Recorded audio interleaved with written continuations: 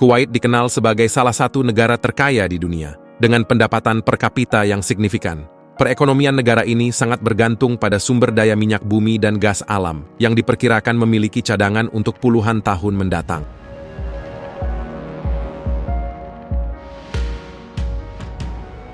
Baru-baru ini Kuwait memulai sebuah mega proyek ambisius bernama Sabah Al-Ahmad Sea City, yang bertujuan untuk mengubah gurun menjadi lautan.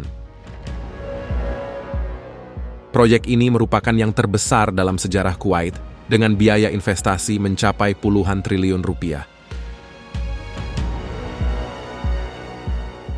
Negara yang terletak di antara Irak di utara dan Arab Saudi di selatan ini memiliki luas wilayah sekitar 17.818 km persegi, atau kurang lebih setengah dari luas Provinsi Jawa Barat. Dalam hal pendapatan per kapita, Kuwait menempati posisi kelima di dunia. Sekitar 90% dari ekonomi Kuwait bergantung pada sektor minyak dan diperkirakan cadangan minyaknya akan bertahan hingga 90 tahun ke depan. Kelimpahan cadangan minyak ini membuat harga bensin di Kuwait lebih murah daripada air.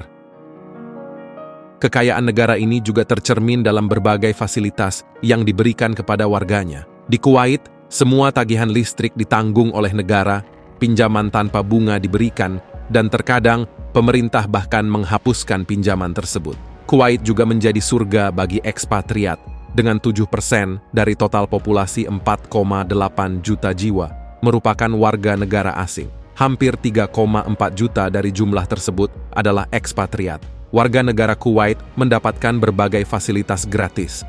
Misalnya, pasangan yang menikah akan menerima hadiah pernikahan dari pemerintah sebesar $250.000 atau sekitar 3,6 miliar rupiah. Biaya pengobatan dan pendidikan disediakan secara gratis, dan bagi mereka yang ingin melanjutkan studi ke luar negeri, pemerintah akan menanggung semua biaya serta memberikan beasiswa.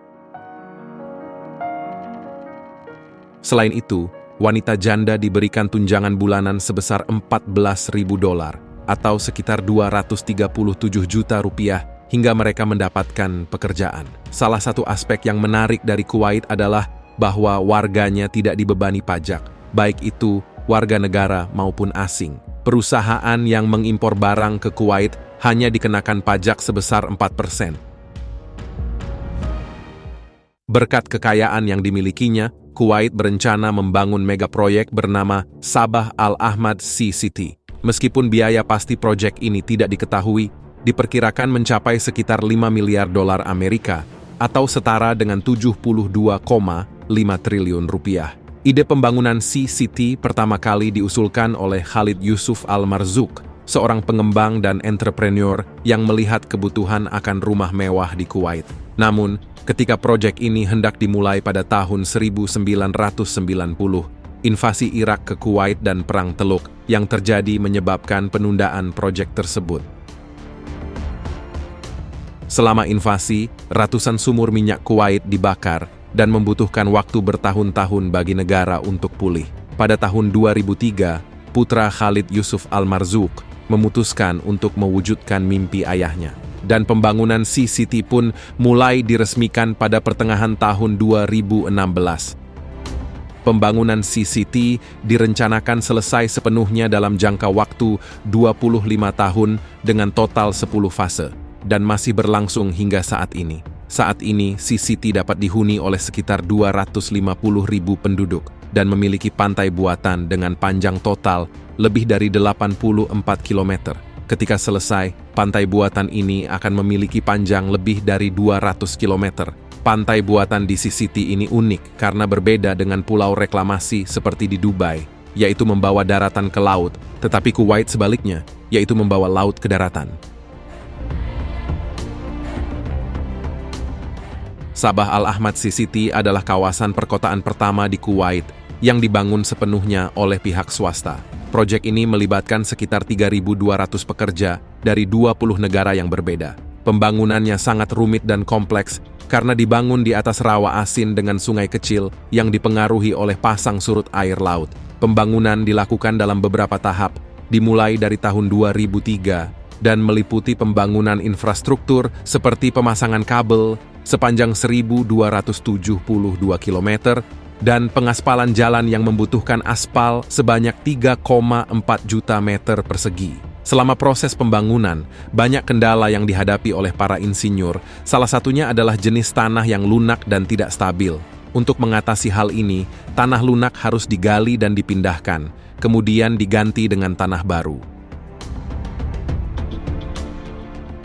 Proses penggalian dilakukan selama 24 jam non-stop, dengan total tanah lunak yang digali pada fase pertama hingga ketiga adalah 74 juta meter kubik. Setelah tanah lunak dibuang, tanah pada lokasi kemudian dipadatkan dengan beban seberat 15 ton dari ketinggian 12 meter.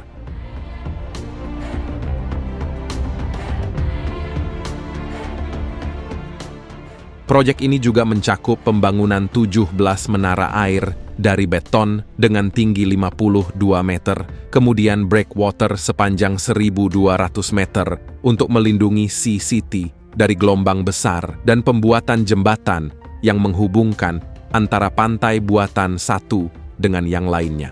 Untuk mengontrol aliran air laut, dibangun gerbang yang mengatur pasang surut air laut dengan kapasitas 7,2 juta galon per menit.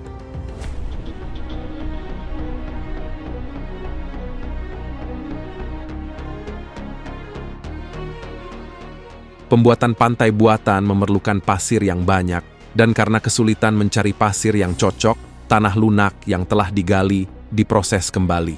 Tanah ini dicuci 4 kali dengan air, dan setiap hari sebanyak 4.000 ton tanah lunak dicuci selama 24 jam non-stop untuk mendapatkan pasir yang terkandung di dalamnya. Setelah fase ketiga selesai dan diresmikan, air laut kemudian dialirkan masuk ke dalam Sea City dan membutuhkan waktu kurang lebih 3 hari supaya penuh. Pada fase keempat, dibangun 4 marina dengan proses yang melibatkan penancapan tiang panjang 18 meter pada area yang tergenang air dan pembuatan ponton beton terapung dengan berat hingga 62 ton. Marina pertama dibuka secara resmi pada 16 April 2015.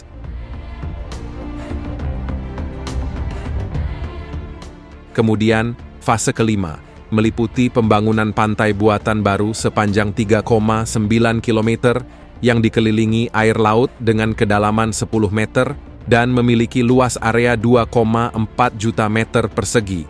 Selain itu, dibangun juga 5 menara air baru, saluran pengolahan air, dan 2 jembatan baru. Ketika fase kelima selesai, sebanyak 26 miliar liter air laut dialirkan ke pantai baru ini.